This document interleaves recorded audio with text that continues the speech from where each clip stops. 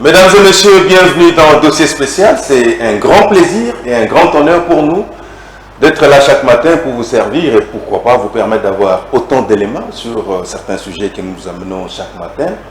Souffrez que nous sommes un tout petit peu grippés. Bon, de temps en temps, on pourra tousser, c'est pas grave.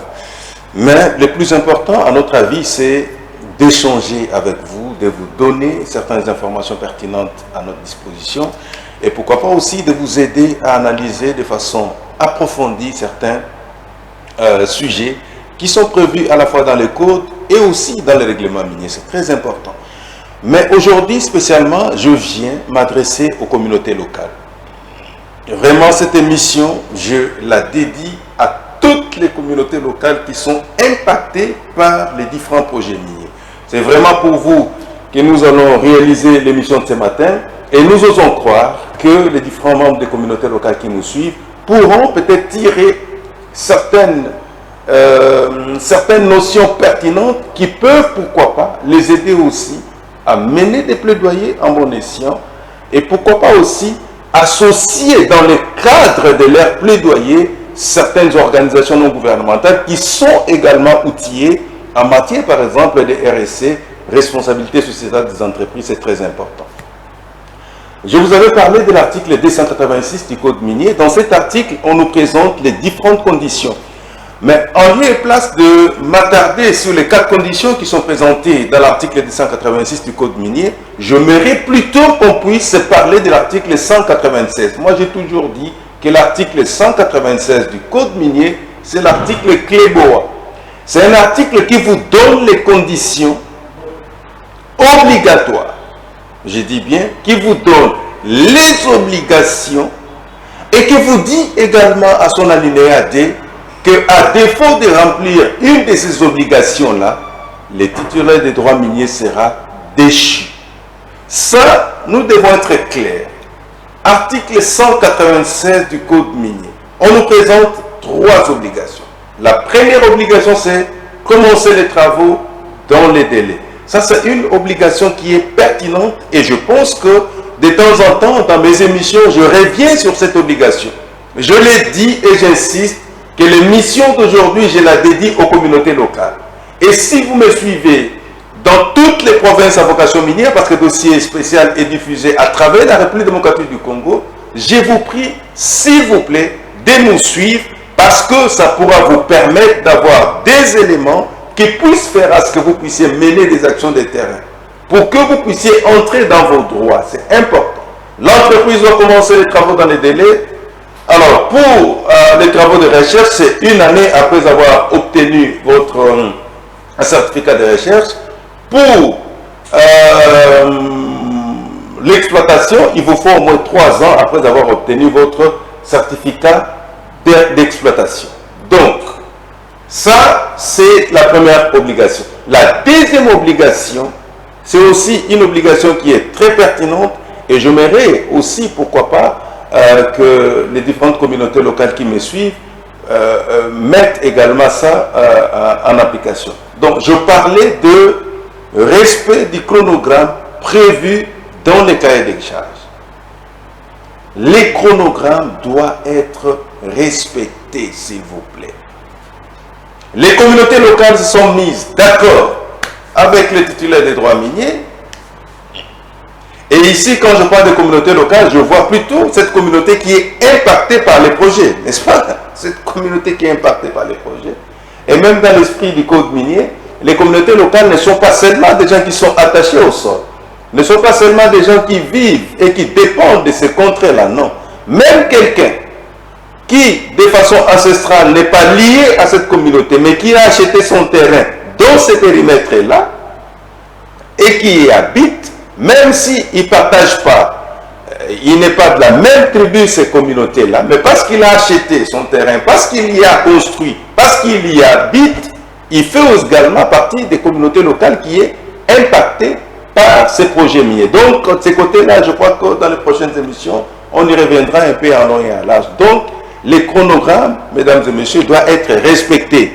Ça, c'est une obligation qui est légale et le titulaire des droits miniers est obligé de respecter ces chronogrammes. Et une autre obligation, je crois que c'est la deuxième obligation qui permettra ce que nous puissions faire l'émission d'aujourd'hui. Et la dernière obligation, je dis, c'est le paiement des droits superficiels annuels par carré. C'est important. Alors, les droits superficiels annuels par carré, c'est un impôt. Et cette imposition-là doit être payée après le premier trimestre de l'année en cours. Par exemple, là, nous sommes en 2024. Les mois de mars viennent de terminer. On vient de débuter le mois d'avril. Donc, les différentes sociétés minières sont déjà en voie de payer les droits superficiels annuels par carré. Parce que dès le mois de janvier, les cadastres miniers procèdent à la phase de calcul. Après avoir fait les calculs, il y a la phase de notification. On notifie quoi? Certains cadastres miniers provinciaux et on leur envoie également la note de débit. N'est-ce pas? Et c'est cette note de débit-là qui sera mise en possession d'entreprises minières pour que chaque entreprise minière puisse savoir combien elle doit à l'État congolais par rapport aux droits superficiels annuels par carré. Ça, c'est au niveau de la procédure. Donc, ces trois conditions, si nous lisons l'article 196, sont des conditions qui sont cumulatives. À défaut de respecter une des conditions, automatiquement, vous êtes déjà en voie de perdre votre droit minier. Ça, c'est sur le plan légal. Moi, je suis dans la loi, comme vous le savez, ma spécialité, c'est la législation minière, je suis là-dedans. Il y a les autres qui sont très forts pour des actions de terrain. Et ensemble, nous sommes appelés à conjuguer les efforts. Si la loi les dit ainsi, sur terrain, qu'est-ce qui se passe concrètement? Ça, c'est le rôle de la société civile. Ça, c'est le travail que la société civile devra jouer. En complément à ce que nous disons, par exemple, dans le cadre des émissions, par rapport à la loi, que pense la société civile? Est-ce que, dans la pratique, si l'entreprise ne commence pas les travaux dans les délais requis ou délais prévus par la loi, est-ce que la société est déchue? Là, c'est la société civile qui peut nous donner ces éléments. Parce que, bon, l'administration minière, quelque part, c'est elle qui est au four et au moulin. Est-ce que si l'entreprise ne paye pas les droits superficiels annuels par carré, est-ce que cette entreprise perd son droit minier?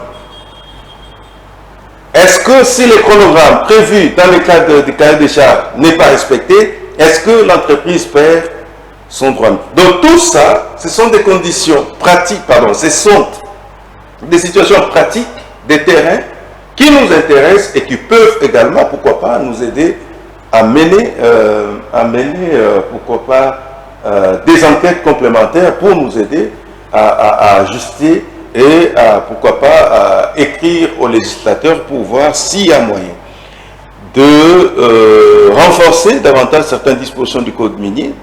C'est vrai, on l'a révisé en 2018, il y a beaucoup d'innovations, je suis totalement d'accord, mais on peut toutefois récalibrer là où ça ne marche pas pour que ça puisse mieux marcher, parce qu'au niveau du règlement minier, c'est pas grave, le Premier ministre peut modifier les règlements miniers, mais que cette modification ne vienne pas heurter, ne vienne pas énerver certaines dispositions déjà calées, prévues dans les codes miniers.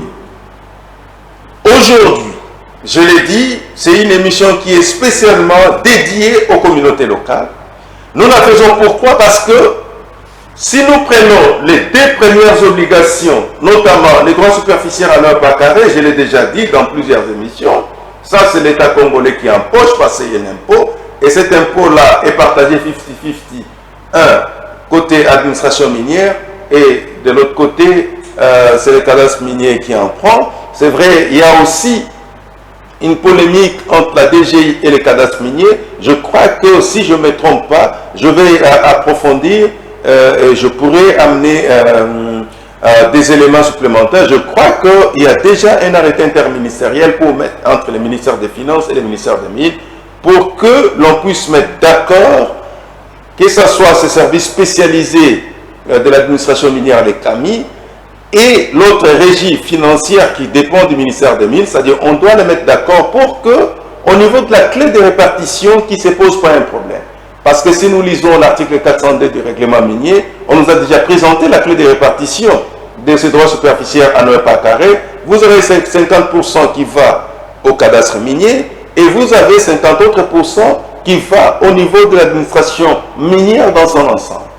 Et là, je ne cesse de le dire, et là je ne comprends pas pourquoi au niveau du règlement minier, on a fait en sorte que les SAEMAP puissent avoir 16% dans les 50% de l'administration minière, par exemple. Pour moi, j'aurais souhaité plutôt qu'on puisse inverser la tendance pour donner beaucoup plus de moyens au Service géologique national du Congo, SGNC. C'est ce service-là qui, à mon avis, est un service pilote. Je parle de service dans le cadre du fonctionnement de l'État, parce que c'est un service public de l'État. Mais dans le cadre légal, c'est un établissement public. Un établissement public. Et dans le cadre purement technique, cet établissement public, c'est une régie indirecte, ce n'est pas une régie directe. Donc, nous devons nous mettre d'accord sur ce point.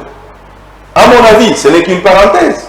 Dans la clé de répartition telle que je l'ai dit au niveau de l'article 402 du règlement minier, nous devons revoir au fait cette clé de répartition. Le pourcentage qui était alloué au Service géologique national du Congo, on peut l'affecter au niveau des SAEMAP parce que le Service géologique national du Congo a, si je ne me trompe pas, si ma mémoire est bonne, 2% dans les 50% remis à l'administration minière. Et les SAEMAP, c'est vrai, les SAEMAP est en train de jouer un rôle prépondérant pour l'encadrement des artisans, des exploitants artisanaux. Mais 16%, à mon avis, c'est beaucoup. À mon avis, 16%, c'est beaucoup. On a plus besoin de donner beaucoup d'argent à ce service qui est important et ce service qui a pour mission, je pourrais peut-être en parler à la fin de l'émission, qui a pour mission de faire l'investigation du sol et du sous-sol. Et ce service a la mission également de faire de la cartographie assistée par télédétection. C'est ce que prévoit la loi. Mais dans la pratique, est-ce que ça s'est fait? Nous allons avoir certains éléments complémentaires et on viendra sur ce plateau pour vous en parler. Donc, je disais, les droits superficiels à 9 par carré, c'était une grande parenthèse que j'avais ouverte, c'est l'État congolais qui empoche. Vous avez également les commencements des travaux dans les délais. Vous allez vous rendre compte que là, c'est au niveau de l'administration minière. Parce que vous allez retrouver là-dedans la direction qui fait les suivis, c'est la direction des mines. Et vous avez également la direction des géologies. Après que les experts, les géologues engagés par les titulaires des droits miniers aient descendu sur terrain pour procéder à certaines enquêtes préalables, ces géologues-là engagés par les titulaires des droits miniers doivent présenter un rapport au niveau de la direction des géologies. Donc vous allez vous rendre compte que c'est toujours l'État avec ses embranchements. Mais pour moi, l'obligation qui est étroitement liée aux communautés locales, c'est l'obligation relative au chronogramme prévu dans les cahiers des charges. Pour moi, c'est l'obligation qui nous intéresse. C'est cette obligation-là qui nous intéresse. Et ici, je suis en train de regarder droit dans les yeux la société civile. Et je me pose la question, est-ce que la société civile a à sa possession, a à sa disposition les différents cahiers de charges signés entre les titulaires des droits miniers et les différentes communautés locales impactées par les projets miniers? C'est une question que je pose et je la repose. Est-ce que la société civile, parce que je l'ai dit, dans les négociations, dans la phase des négociations, la société civile spécialisée en questions de responsabilité sociétale des entreprises RSE est concernée, est impliquée. Il y a des associations locales qui sont également impliquées. Après avoir signé, est-ce qu'aujourd'hui, la société civile peut me rassurer qu'elle a en sa possession les différents cahiers de charges signés entre les titulaires des droits miniers ou les entreprises minières, si vous voulez en des termes simples, et les communautés locales? Parce que si la société civile n'a pas les différents cahiers de charges en sa possession, c'est très dangereux, parce que là, les chronogrammes ne seront connus que par les titulaires des droits miniers et par, je dirais, l'autorité provinciale, parce que le gouverneur doit également avoir une copie, et l'administration minière qui doit également avoir une copie par les trichements de la division provinciale des mines et par les trichements du cadastre minier provincial et national. Il n'y a pas un contrôle citoyen? Si. Le contrôle citoyen doit être là. Parce que la communauté locale travaille aussi avec la société civile. S'il y a conflit entre communauté locale et société civile, ça c'est un autre fait. Mais la société civile est également impliquée dans la phase de négociation. Là, on doit être d'accord. Donc, en conclusion, la société civile spécialisée aux questions minières doit être au courant impérativement des chronogrammes qui sont repris dans les cahiers des charges. Donc, si la société civile n'est pas au courant des chronogrammes repris dans les cahiers des charges, là, il y a un souci. Donc, la société civile est amorphe. Donc, la société civile est fragile. Donc, la société civile ne joue pas concrètement et correctement son rôle. Je ne parle pas de la société civile parachutée, non.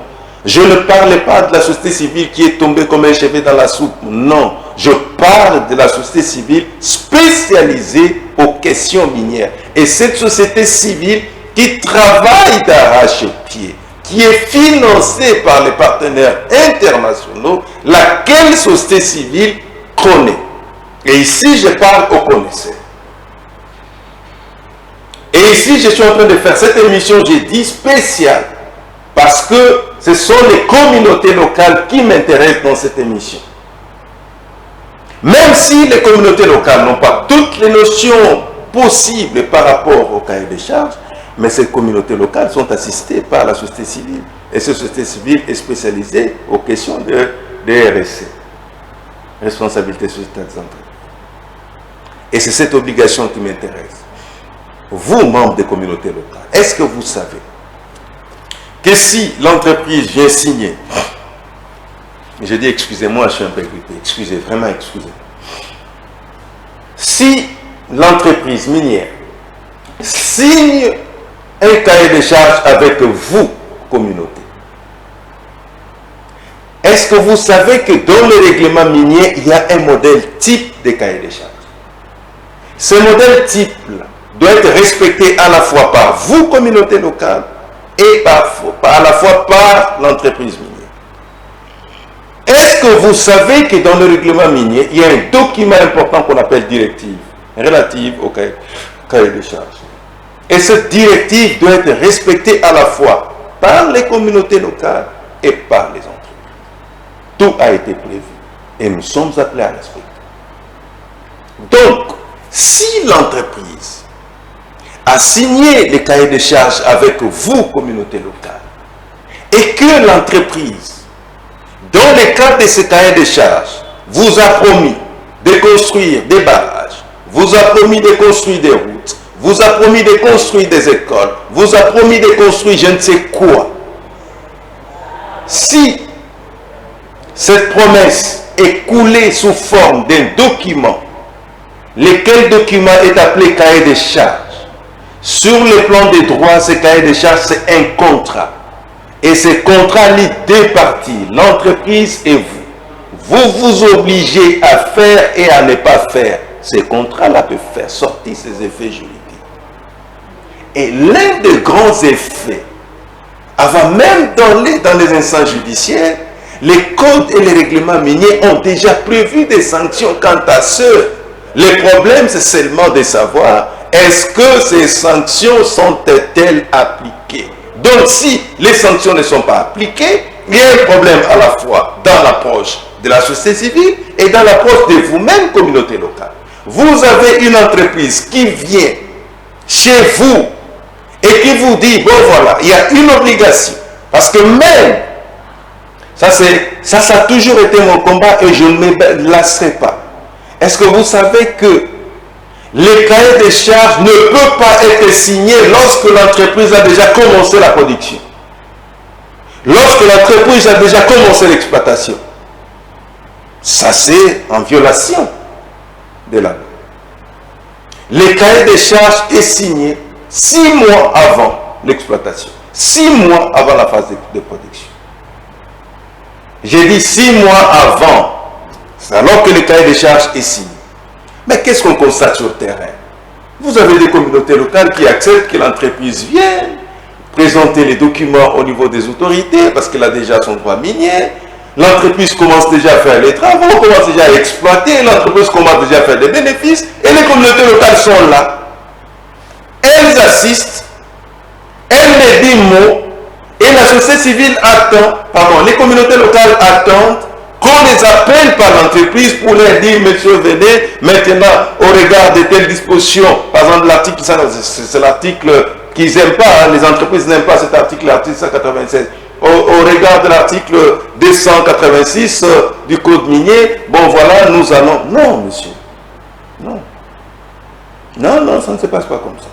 Les cahiers des charges, vous savez déjà qu'au niveau national, on vous a déjà octroyé votre droit minier. Déjà, si vous connaissez le périmètre où vous allez faire votre travail, parce que déjà dans la phase de recherche, il y a déjà des géologues qui sont descendus sur le terrain, qui ont déjà fait un travail en amont. L'exploitation, c'est juste un travail en aval. Vous connaissez déjà là où vous allez travailler. Le plus important, c'est d'approcher ces personnes, l'autorité locale, les responsables des entités territoriales décentralisées, les associations locales, les communautés impactées, la société civile spécialisée aux questions des RSE. Il faut les contacter 6 mois avant. Travaillez déjà avec, ficelez déjà votre cahier des charges.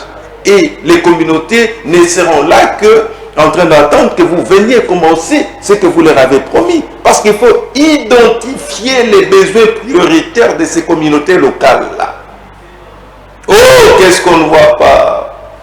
S'il vous plaît, au niveau des communautés locales, si nous faisons de telles émissions, c'est parce que les législateurs congolais ont besoin que le développement de la République démocratique du Congo puisse commencer à la base. C'est pour cela que nous faisons de telles émissions. Mais malheureusement, parmi les communautés locales, il y a d'autres qui se laissent manipuler. Il y a d'autres qui se laissent emporter. Pourquoi? Parce que je suis membre des communautés locales. Mon père est un exploitant artisanal. Mais moi, j'ai eu l'opportunité d'étudier. Je parle un peu français, j'ai un diplôme. Et vous devenez amis aux entreprises. Et vous laissez votre communauté dans la misère, dans la souffrance. Non. Nous devons cesser ces comportements. Nous devons laisser ces comportements-là. On est tous communautés locales. Réunissons nos efforts. Unissons-nous la main dans la main. Travaillons pour que les entreprises puissent réaliser ce qu'elles ont promis pour nous en tant que communauté locale. C'est très important. Si l'entreprise vous a promis des choses dans les cas de cahier des charges, au regard de vos besoins prioritaires, quels sont vos besoins prioritaires? Les écoles, les routes et dessertes agricoles, les hôpitaux, barrages hydroélectriques, je ne sais pas quels sont les besoins. Vous vous êtes mis d'accord. Et l'entreprise a dit, voilà mon chronogramme.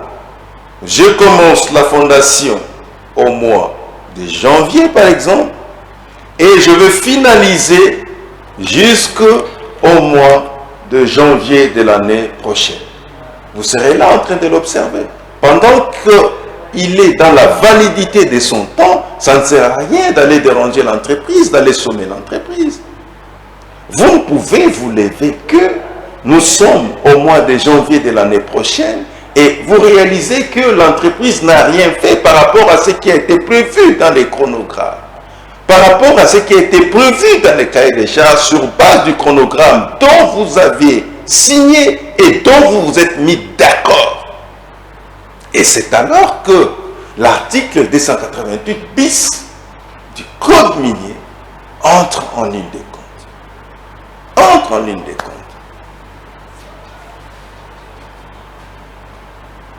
Chers amis, membres des communautés locales, vous êtes appelés à faire très attention.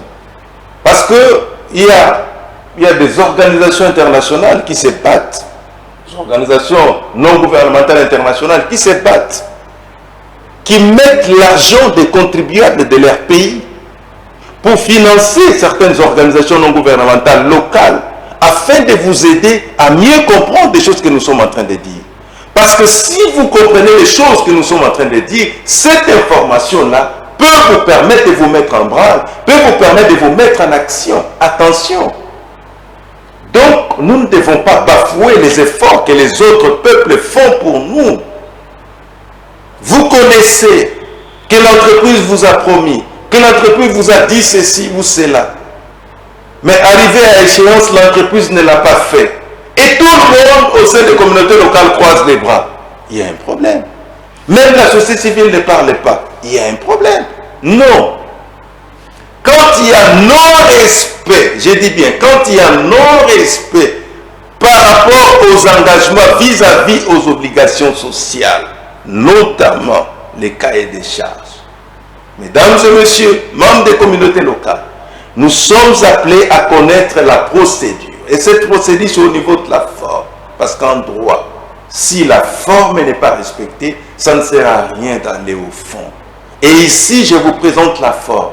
Et la forme est là. Elle est très capitale. Elle est très prépondérante. Elle est très importante pour vous aider à mieux cerner certaines choses et à le défendre. Au niveau de la forme, il y a deux services importants, des services publics de l'État importants qui doivent descendre sur le terrain pour faire les constats, pour mener des enquêtes. Et ce service, c'est 1. L'Agence congolaise de l'environnement. 2. C'est en collaboration, bien sûr. L'Agence congolaise de l'environnement en collaboration avec la Direction de la protection de l'environnement minier. ACE-2PM. Ce sont ces deux services-là importants qui doivent descendre sur le terrain au sein de votre communauté. Voilà pourquoi je dis il y a quelque chose qui ne va pas. Parce que le cahier des charges est détenu par l'administration minière et même les autorités provinciales, même les communautés locales elles-mêmes, elles ont le cahier des charges. La société civile, elle peut aussi avoir le cahier des charges. Et dans ce cahier des charges, il y a un chronogramme. Les dates sont fixées, tout est clair. Et même les besoins prioritaires des communautés locales sont bien identifiés dans le cahier des charges. Et on sait même que ce que l'entreprise va faire par rapport à ses besoins prioritaires de l'entreprise. Mais arrivé à l'échéance, personne ne dit bon. Il y a un souci. Il y a un souci. Donc, l'agence descend, la direction de la protection de l'environnement minier descend sur le terrain. Ces deux structures vont mener des enquêtes auprès des communautés locales. Elles vont faire quoi? Elles vont, pardon, ces deux structures, j'ai dit. Ces deux structures vont consulter les communautés locales. On va vous consulter en tant que communauté locale. Parce que, je ne dirais pas qu'ils vont faire de porte à porte, non. Les communautés locales sont représentées par un petit comité. N'est-ce pas? Un petit comité qui vous représente, vous, en tant que communauté locale.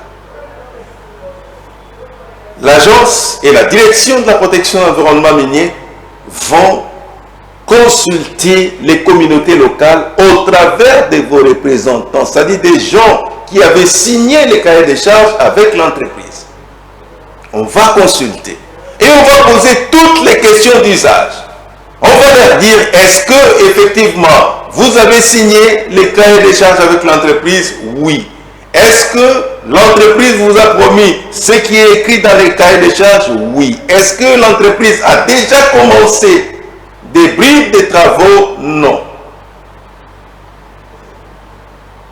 Vous devez vous plaindre en tant que communauté locale. J'ai besoin, à travers tout ce que nous sommes en train de faire comme émission, que je puisse entendre les communautés locales en train de se plaindre pour dire jusque-là, les cahiers de charges au sein de notre communauté par rapport à telle entreprise n'est pas respecté, les chronogrammes n'est pas respecté. Je vous encourage instamment, c'est la loi qui vous donne ces pouvoirs. Après avoir enquêté, vous allez donner en tant que communauté locale vos plaintes à ces deux structures-là. Et moi, j'irai même plus loin. Je peux me les permettre.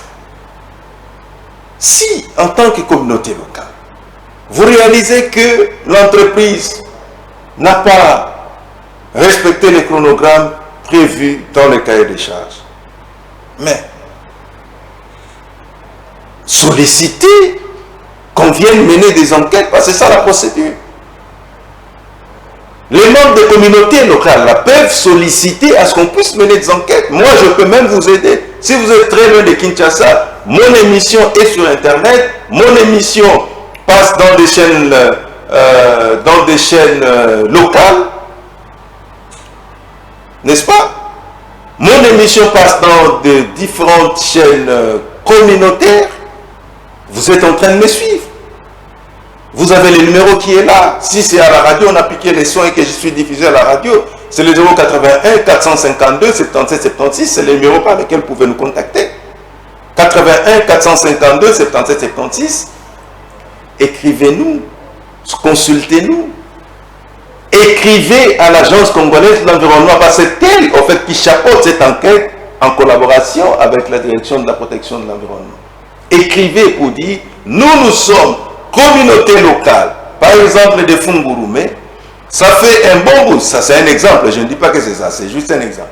Ça fait un bon bout qu'on a signé les cahiers de charges avec X ou Y entreprises.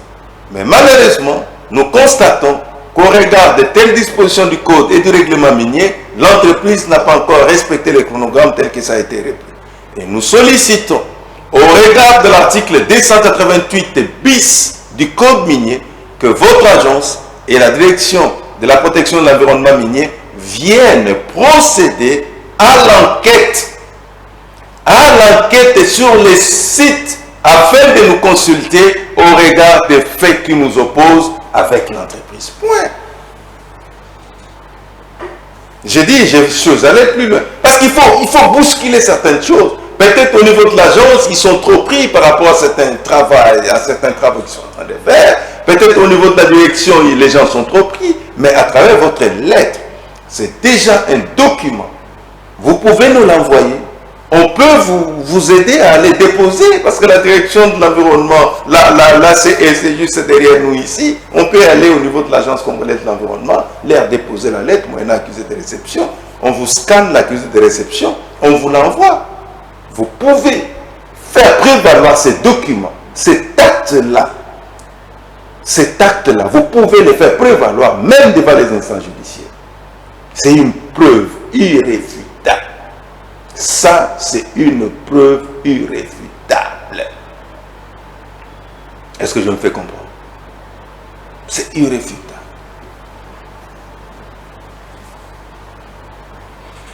C'est comme on dit en droit de sûreté, la créance doit être certaine. Si une créance est certaine, ça veut dire que c'est une créance qui est assise sur une preuve irréfragable. Une preuve irréfutable. C'est la preuve qui est là. N'est-ce pas? Alors, on peut vous aider quant à ce, on vous envoie. Vous pouvez bousculer des choses. Mais si vous ne le faites pas, vous attendez quoi? La loi est là. Tout est prévu. Mais nos communautés locales continuent toujours à croupir dans la misère. Je me pose la question, pourquoi? Pourquoi les entreprises ne coopèrent pas? C'est vrai, des fois c'est tendu, c'est dur entre communautés locales et entreprises. Je suis conscient. Mais moi, je suis au niveau des textes des lois. Je suis au niveau de la loi. C'est ce que prévoit la loi. Lex dura cette lex. Et cette loi-là a été publiée au journal officiel. Ça a un caractère opposable à tous. Ce n'est pas seulement promulgué, non. C'est publié également au journal officiel. C'est-à-dire que ça devient opposable à nous tous. Appliquons la loi. Donc, la première phase vient de se passer. L'enquête, on vous a consulté en tant que communauté locale. Vous avez donné vos avis et considérations par rapport aux ententes que vous avez eues avec l'entreprise. Et après, et là aussi, j'aimerais que la société civile soit également vigilante quant à ce. Parce que c'est la phase la plus délicate maintenant. On a consulté les communautés locales, on a mené l'enquête, c'est vrai, on va consulter les communautés locales, mais l'agence et la direction de la protection de l'environnement minier vont également, pourquoi pas, parler avec l'entreprise. moi, j'aimerais que la société civile soit très regardante et très vigilante par rapport à ça. Parce que des choses peuvent se passer. Parce que ça, nous sommes déjà dans une démarche dont la finalité est la déchéance d'un droit. Quelle est cette entreprise qui fait sciemment, qui ne veut pas respecter les chronogrammes prévus dans les cahiers des charges, va accepter qu'on puisse la déchoir de son droit minier? Non.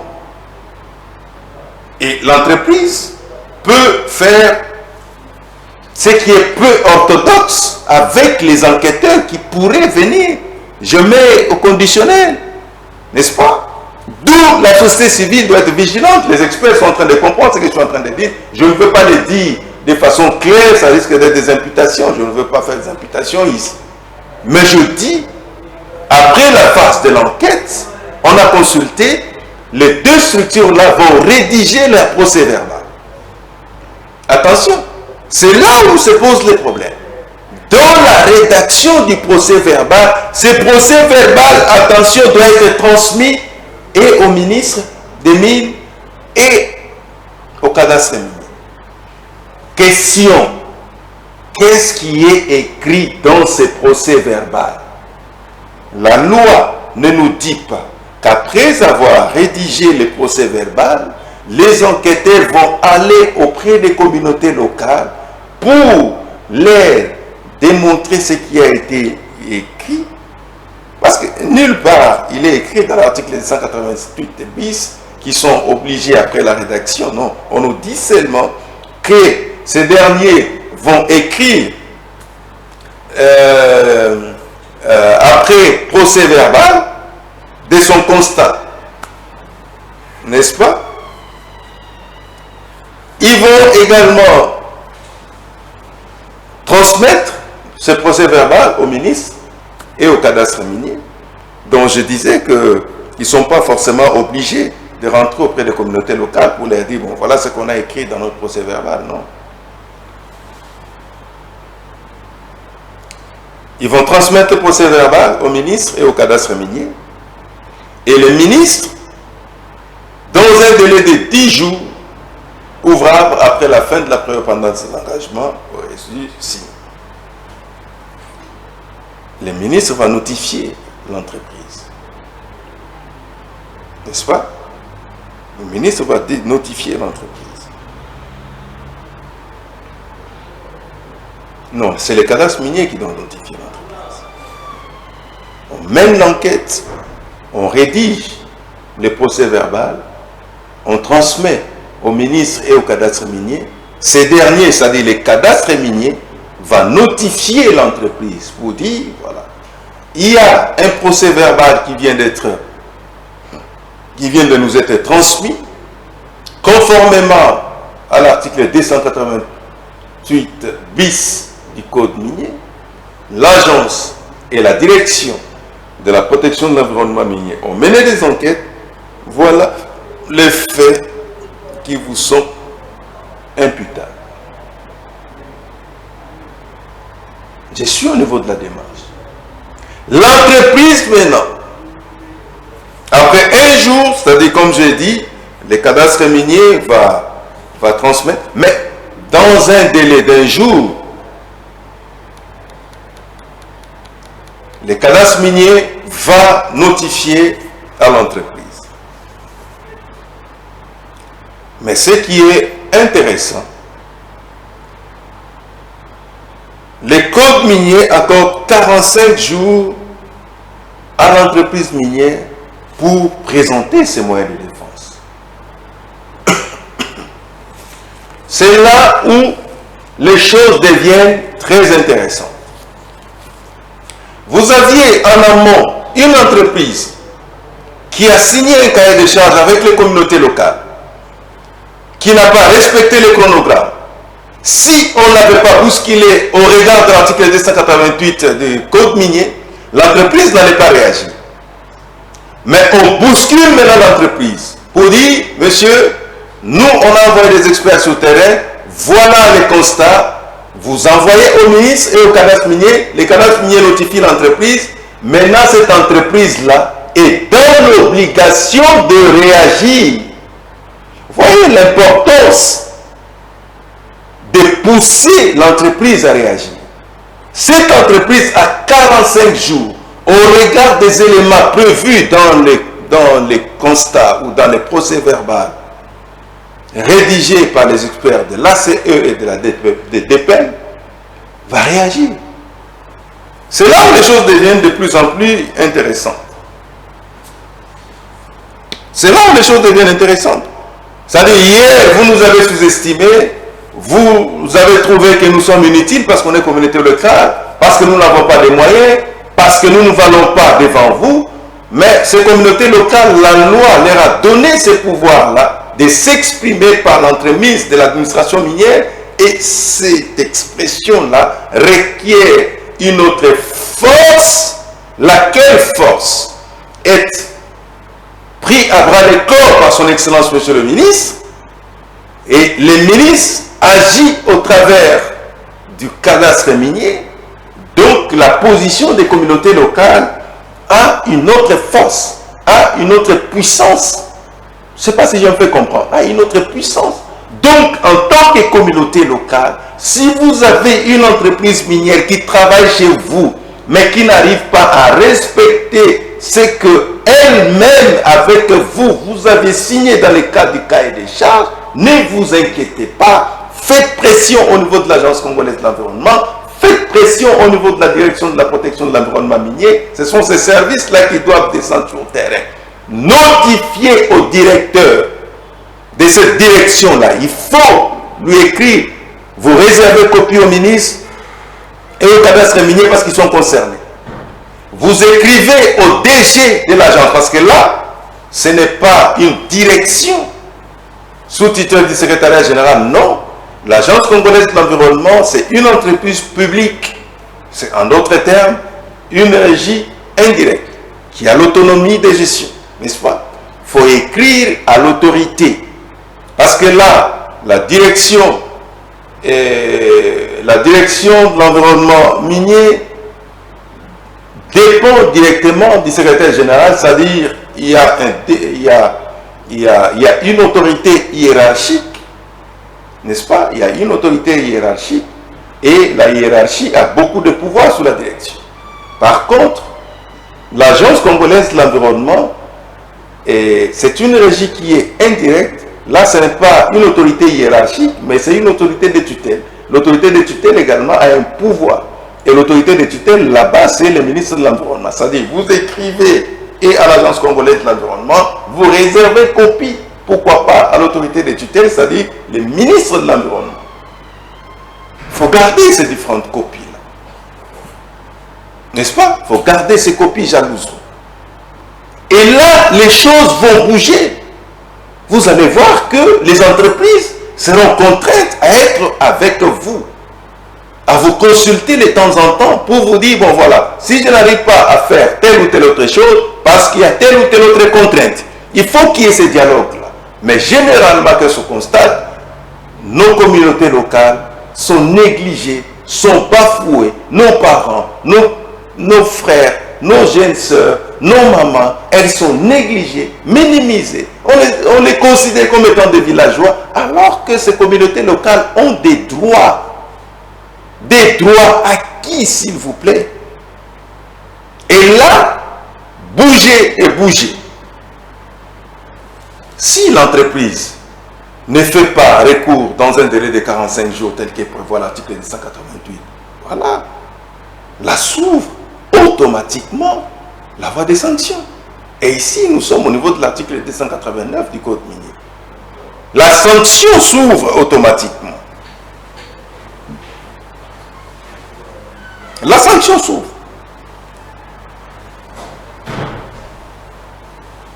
Et cette sanction-là, le cadastre minier doit notifier l'entreprise pour dire, bon voilà, on vous a donné 45 jours, vous n'avez pas réagi, nous sommes déjà en voie de vous déchoir. On notifie.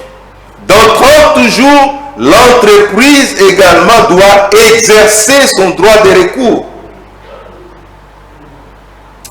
Et moi, je vous ai toujours dit, si nous arrivons à une phase où l'entreprise est déchue de son droit minier, ça n'engage que moi, c'est ma position. Ça ne sert à rien de défendre cette entreprise si et seulement si tous les moyens des droits ont été respectés. Ça ne sert à rien. C'est vrai, les entreprises, des fois, elles s'agitent, elles passent dans les médias pour dire qu'on ne nous aime pas, pour dire que parce que la face de notre DG est carrée, voilà pourquoi on nous a déchus. Rien.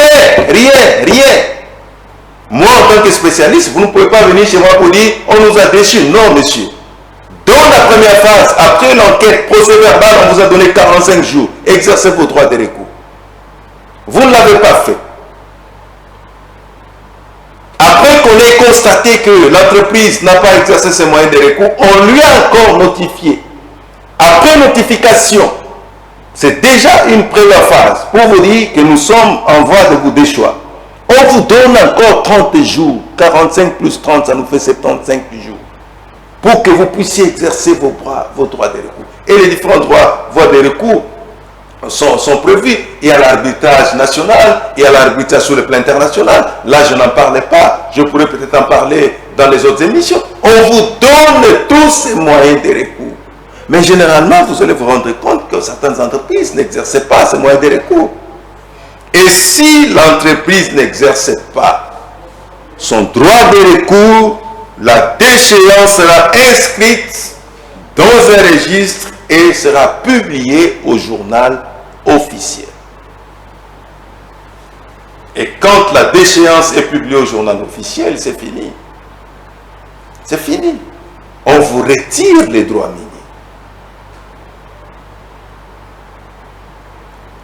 Et si nous lisons ensemble l'article 290 du Code minier, nous allons nous rendre compte que c'est le ministre qui retire les droits miniers lorsque l'entreprise n'a pas exercé son droit de recours. Et cette décision du ministre de retirer les droits miniers est notifiée cette fois-ci au cadastre minier qui doit inscrire ça dans son registre. Donc on a en quelque sorte une démarche un tout petit peu inversée. Lorsqu'on constate que l'entreprise, je récapitule rapidement, lorsqu'on constate que l'entreprise ne respecte pas les chronogrammes tels que repris dans le cahier des charges, c'est l'Agence congolaise de l'environnement et la direction portant protection de l'environnement qui descendent sur le terrain pour faire les constats et consulter les communautés locales. Les communautés locales donnent leurs avis. Et après, les deux structures font un procès verbal et envoient le procès verbal au niveau du ministre des Mines et du cadastre minier. C'est le cadastre minier qui notifie l'entreprise pour dire, voilà, attention, il y a un manquement ici. Ce manquement, c'est-à-dire cette désobéissance, va vous envoyer à la déchéance. L'entreprise a 45 jours dans cette phase-là pour présenter ses moyens de défense. Pourquoi vous n'arrivez pas à respecter les chronogrammes tels que repris dans le cahier des charges? Et pourtant, ce cahier des charges, vous l'avez signé avec ces communautés locales. 45 jours. Pas de voie de recours, l'entreprise laisse comme ça. Et là, maintenant, on constate que l'entreprise n'a pas réagi. On va notifier maintenant à l'entreprise quoi? Que, bon, voilà, nous sommes en voie de vous déchoir par rapport au manquement constaté dans l'article 286 du Code minier. Et moi, j'aurais même souhaité qu'on dise l'article 196 du Code minier. À son alinéa D qui dit, à défaut de respecter l'une ou l'autre de ses obligations, le titulaire des droits miniers sera déchu de son droit. C'est cumulatif. Et vous n'avez pas respecté les chronogrammes, monsieur, on va vous déchoir. On donne encore 30 jours à l'entreprise. Et cette fois-ci, la notification du retrait du droit minier ne sera pas faite par les cadastres miniers. C'est le ministre qui va maintenant notifier les cadastres miniers pour lui dire, désormais, cette entreprise, je lui retire les droits miniers et inscrivez ça dans votre registre. Vous voyez, c'est comme ça que la démarche se fait. Parce que l'entreprise, lorsqu'elle a obtenu son droit minier, on l'a enregistré, n'est-ce pas? Et lorsqu'on retire également les droits miniers, on enregistre maintenant dans un registre de retrait. Ça, c'est la phase purement légale. Mais maintenant, qu'est-ce qui arrive? Et pour moi, ça c'est la partie la plus importante, c'est par là que nous allons chuter. Je suis dans une position selon laquelle toutes les entreprises minières qui ne respectent pas les chronogrammes tels que repris dans les cahiers de charges, je milite pour qu'on puisse déchoir toutes ces entreprises. Ça, c'est ma position. Parce que les communautés locales ne peuvent pas continuer à croupir dans la misère. Dieu nous a fait grâce d'avoir un pays qui a un sous-sol extrêmement riche. Tout le monde n'a pas eu ces privilèges d'aller à l'école. Tout le monde n'a pas un diplôme d'université. Tout le monde n'a pas cette capacité ou ces facultés intellectuelles. Mais Dieu a fait que dans nos coins, dans certains coins et recoins de notre pays, on a des ressources. On a des minéraux. Dieu a permis qu'il y ait ces minéraux-là pour que les communautés qui vivent dans ces contrées-là, même si elles n'ont pas beaucoup étudié, parce qu'on les minimise parce qu'ils n'ont pas beaucoup étudié, que ces communautés-là puissent vivre décemment grâce aux minéraux que moi, Dieu, j'ai mis dans les sols où ils habitent. Mais au nom de quoi? Ce n'est pas parce que ces communautés-là n'ont pas des moyens industriels pour exploiter ça que vous, en tant qu'entreprise, vous avez les moyens de venir vous installer pour faire de l'exploitation industrielle, que vous allez commencer à négliger ces communautés locales. J'ai dit non, là je me poserai jusqu'à la fin. Je veux m'opposer jusqu'à la fin. Non. Ce n'est pas parce que vous avez des moyens de faire de l'exploitation industrielle que vous allez continuer à laisser ces communautés croupir dans la misère. Vous passez avec des véhicules avec autant de poussière, ça c'est un impact. L'air c'est un élément physique de l'environnement et l'air si elle est polluée, c'est ces communautés-là qui vont être malades à tout moment. Qu'est-ce qu'elles ont fait pour mériter ce sort? Vous polluez l'eau. L'eau c'est également un élément physique de l'environnement. L'eau polluée, ces communautés vont boire cette eau-là et elle va tomber malade. Vous polluez le sol c'est également un élément physique de l'environnement. Pourquoi ne pas le dire? Pourquoi vous ne pouvez pas vous mettre à la place de ces communautés-là qui ne vivent que de ça? Vous vous êtes entendu avec ces communautés-là. Au nom de quoi vous ne voulez pas respecter les chronogrammes tels que repris dans le cahier des charges? Au nom de quoi que les entreprises minières puissent me dire au nom de quoi on ne respecte pas? C'est écrit noir sur blanc dans les codes et les règlements miniers. Et c'est une obligation légale. Et moi, tel que j'ai dit, je milite pour qu'on puisse déchoir. Et quand on va déchoir, ça donne la possibilité, les périmètres occupés. Excusez-moi, peut-être le mot sera peut-être pas bien. Inutilement par cet exploitant minier qui négligeait nos grands-mères, qui négligeait nos grands-pères, qui négligeait nos frères et sœurs parce ils vivent dans les communautés locales, ils n'ont pas étudié, ils n'ont pas d'école, ils ne vivent pas dans des conditions décentes. On les néglige. Cet exploitant-là, il faut le foutre à la porte. Laisser ces périmètres-là. On peut prendre ces périmètres qui étaient dans les domaines privés de l'État et transférer cela dans les domaines publics de l'État et appeler les services géologiques nationaux du Congo d'aller faire l'investigation. Parce que nous avons besoin que les services nationaux géologiques du Congo puissent aller faire de l'investigation afin d'améliorer la connaissance géologique de la République démocratique du Congo. Et ça sera bénéfique pour nous. Voilà pourquoi j'ai dit, si une entreprise ne respecte pas les différentes obligations qui lui sont faites au niveau de l'article 286 du Code minier, j'insiste, nous sommes appelés à déchoir toutes ces entreprises-là, parce que c'est écrit. Et on va les déchoir, pourquoi? Ça va nous permettre de libérer certains périmètres, et quand on libère les périmètres, ça nous donnera la possibilité, pourquoi pas, de prendre ne fût-ce que 2 carrés miniers, parce que pour faire de l'exploitation artisanale, il n'y a que 2 carrés miniers. On va prendre 2 carrés miniers sur les 731 carrés miniers qu'on donne dans un périmètre à un exploitant qui ne respecte pas nos communautés locales. On donne 2 carrés miniers pour faire de l'exploitation artisanale, et puis le reste là, on donne la possibilité au Service géologique national du Congo d'améliorer les connaissances géologiques de ces périmètres-là, et peut-être qu'on pourra trouver d'autres exploitants qui seront un peu plus raisonnables, qui se mettront à la porte de ces communautés locales et qui puissent, pourquoi pas, les aider à améliorer leurs conditions de vie. La finalité pour nous, c'est que les communautés locales puissent vivre dans les meilleures conditions parce que Dieu a voulu qu'ils soient là, que leurs habitations soient construites sur des sols dont les sous-sols est enfouis de minéraux. Ils ont les droits de jouir de ces minéraux-là. Ne venez pas faire de l'exploitation, vous impactez l'air, vous impactez les sols, vous impactez l'eau, et puis vous les laissez dans ces conditions minables, dans ces conditions de maladies extrêmes, vous ne faites absolument rien pour eux, ne fût-ce que construire des hôpitaux modernes, ça coûte quoi à une entreprise? Mais si vous descendez sur le terrain, vous allez voir un petit centre décentré, et puis on va vous dire, non, voilà, dans le cadre de nos obligations sociétales, voilà pourquoi on a construit, c'est ça. C'est quoi ça? Il faut construire des hôpitaux, et je dis des hôpitaux modernes. Il faut construire des écoles, et je dis des écoles modernes. Quand on construit une école dans un territoire impacté par les projets miniers, même si on vit à Kinshasa, que les gens qui habitent Kinshasa puissent commencer à envier les écoles qui sont construites là-bas. Une école moderne, ça coûte quoi à une entreprise par rapport aux bénéfices faits chaque année par cette entreprise-là?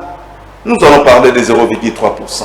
Je pense que les raisonnés ou Madame la Première ministre a une lourde charge de veiller à ce que les communautés locales puissent jouir des dividendes issus de l'exploitation dans leur contrée. C'est important.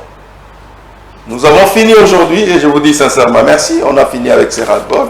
On vous dit sincèrement merci de nous avoir suivis. Gilles, merci. Merci à l'ensemble de l'équipe technique qui nous a soutenus. Quoique grippé, on a été là pour vous servir. Au revoir et à demain. Merci.